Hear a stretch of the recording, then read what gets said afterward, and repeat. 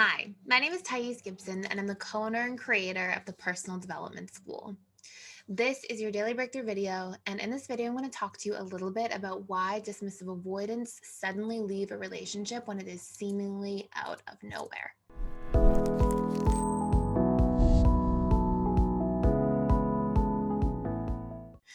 So this is based on a whole bunch of questions I've had from inside the personal development school, different members, and obviously it's a common theme and pattern for fearful avoidance to leave relationships a little bit prematurely and dismissive avoidance to leave relationships a little bit prematurely.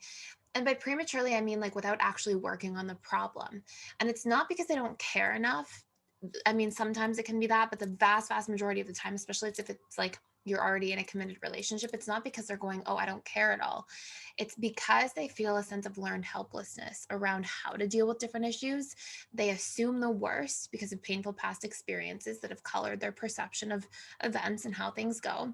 And then they feel like, okay, well, I'm helpless to do anything. It's not going to go well, anyways. And so my only option feels like it is to leave.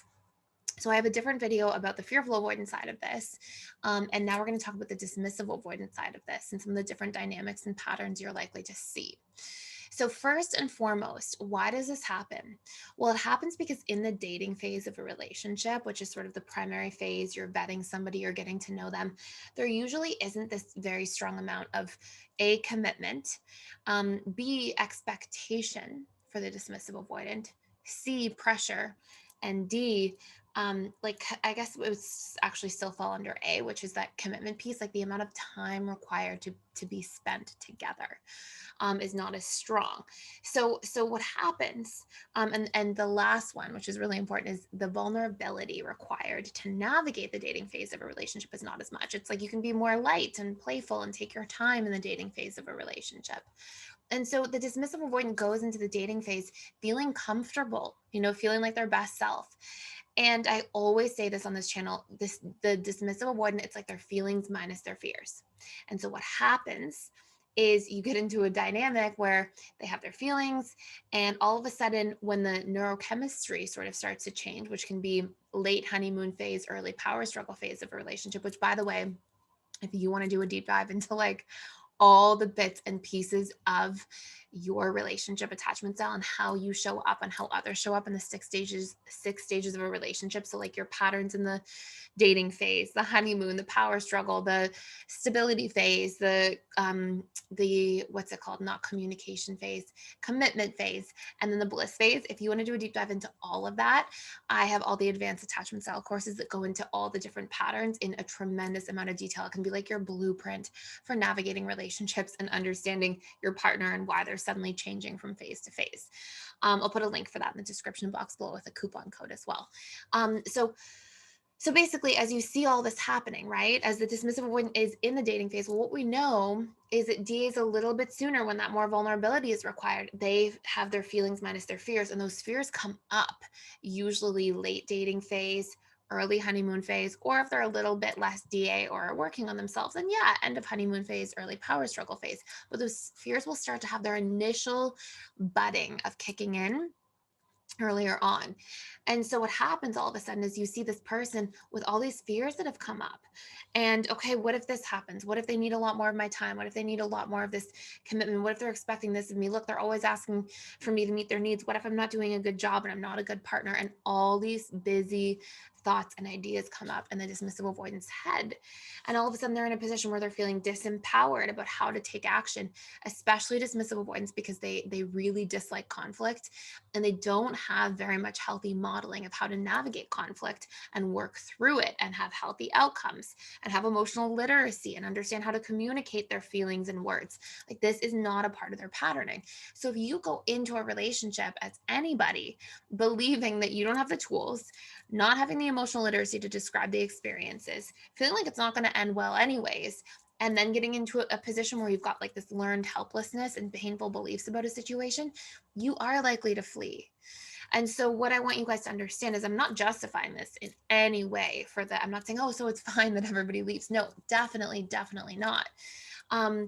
But what I am saying is that it's not about you being not good enough if this happens to you. It's not about you being, unlovable if this happens to you. It's about these are the patterns going on inside another person's inner reality and world. And it's really important that we don't use those patterns that are maybe unhealthy within somebody else or just need healing and work. And we all have different unhealthy patterns. So I'm not saying it's just one attachment style or another either. But let's say we see somebody else's unhealthy patterns. What we don't want to do is then let that define our character. Oh, because so and so left prematurely or suddenly, it must be because I'm unlovable. It must be because what a painful and unnecessary thing that we do. So, with all of that being said, some really important pointers for how to sort of, I will say, like, move through this. We are launching like another big course. It's all about how to reconcile any relationship, how to fix any relationship. But the prerequisite to that course is the boundaries course, because you cannot try to fix a relationship if you don't have boundaries, if you don't have your needs really clear and know that, okay, is this person going to show up and do the work with me? Is this person going to fix the relationship dynamic with me? Are they going to be here with me on the journey? And that's where we have to have our boundaries and our non-negotiables laid out. So let's put this in a different context. Let's say this is like a friend, and you have a DA friend, and they felt like they're being asked too much of in the friendship dynamic, and they start to pull away a little bit and you feel hurt. Well, in that course, but I'll give you some tips here. The things that you really want to be able to do is you want to be able to have a conversation. What's working, what's not working? Learn to express your needs, know your boundaries and non-negotiables going back into that specific dynamic, and then know how to open up conversation and do something called the rebonding phase as we're having those more difficult conversations about our needs, about the unhealthy patterns in the relationship dynamic, about the different things that we're noticing that are popping up, destroying the relationship. Okay, how do we solve those things on one end while rebonding on the other side?